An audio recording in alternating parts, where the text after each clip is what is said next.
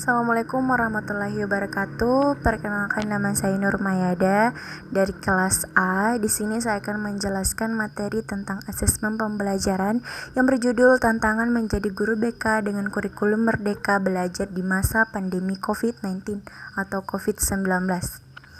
Nah, menghadapi transformasi teknologi dan kebijakan terhadap program Merdeka Belajar Konselor perlu memiliki berbagai inovasi, khususnya dalam pelaksanaan pelayanan konseling.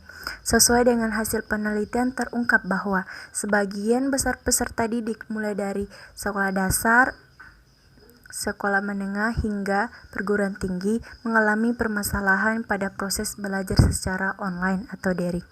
Sebagian besar pada hambatan akses teknologi, aspek pendidik, diri pribadi, keluarga, dan permasalahan psikologis lainnya. Guru bimbingan dan konseling dalam pemberian layanan pada era COVID-19 atau COVID-19 dan dalam kurikulum Merdeka Belajar merupakan sebuah tantangan.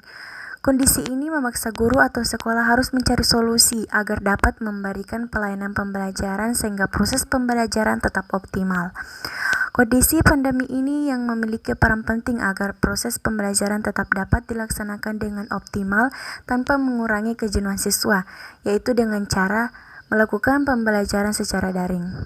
Dengan menggunakan media daring dalam proses pembelajaran merupakan solusi untuk mendukung anjuran untuk belajar dari rumah dan menaati physical distancing untuk memutuskan rantai COVID-19. Untuk memutuskan rantai COVID-19 dapat dilaksanakan dengan baik. Kebijakan physical distancing yaitu menjaga jarak di ruangan publik, bahkan di sebagian daerah melaksanakan PSBB atau pembatasan sosial berskala besar. Tantangan guru BK dalam melakukan proses pembelajaran secara daring. Pelaksanaan pendidikan jarak jauh pada masa penyebaran COVID-19 menimbulkan berbagai persoalan, terutama dalam kaitannya dengan proses asesmen pembelajaran peserta. Oleh karenanya, perlu adanya alternatif model asesmen yang mendukung proses pembelajaran jarak jauh yang baik dan efektif, baik itu untuk guru maupun peserta didik. Tulisan ini berusaha untuk memberikan gambaran dari alternatif bentuk asesmen dan evaluasi yang dapat dijadikan rujukan untuk para pendidik dalam melakukan asesmen dan evaluasi hasil belajar peserta didik jarak jauh di masa pandemi corona yang sedang melanda Indonesia. Guru bimbingan dan konseling bertujuan agar peserta didik dapat menemukan dirinya dan memahami dirinya.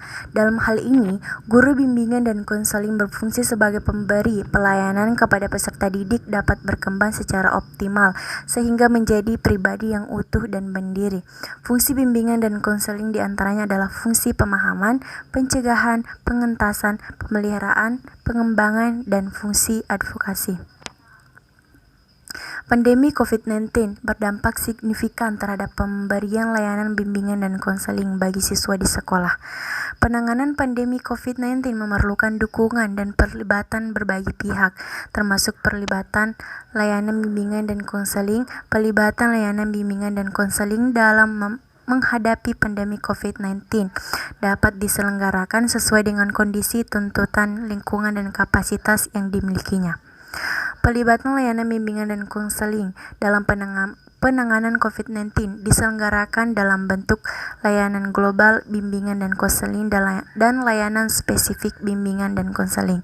Dan penanganan pandemi COVID-19 beragam strategi dan teknik dilakukan. Layanan bimbingan dan konseling tetap terlaksana untuk memenuhi kebutuhan aspek pribadi sosial. Kesimpulan yang dapat saya ambil dari materi ini yaitu adanya guru bimbingan dan konseling bertujuan agar peserta didik dapat menemukan dirinya dan memahami dirinya.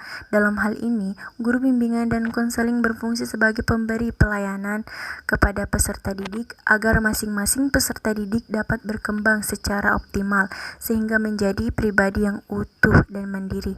Kondisi pandemi ini yang memiliki peran sekaligus tantangan dalam pelaksanaan pembelajaran dengan optimal guru BK tanpa mengurangi kejenuhan siswa, yaitu dengan menggunakan media daring.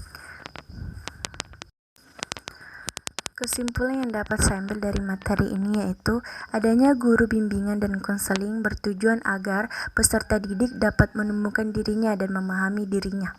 Dalam hal ini, guru bimbingan dan konseling berfungsi sebagai pemberian pelayanan kepada peserta didik agar masing-masing peserta didik dapat berkembang secara optimal sehingga menjadi pribadi yang utuh dan mandiri.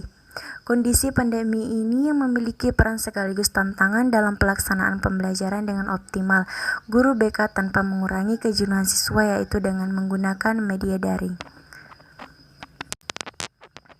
Demikian materi yang dapat saya bawakan, kurang dan lebihnya mohon dimaafkan.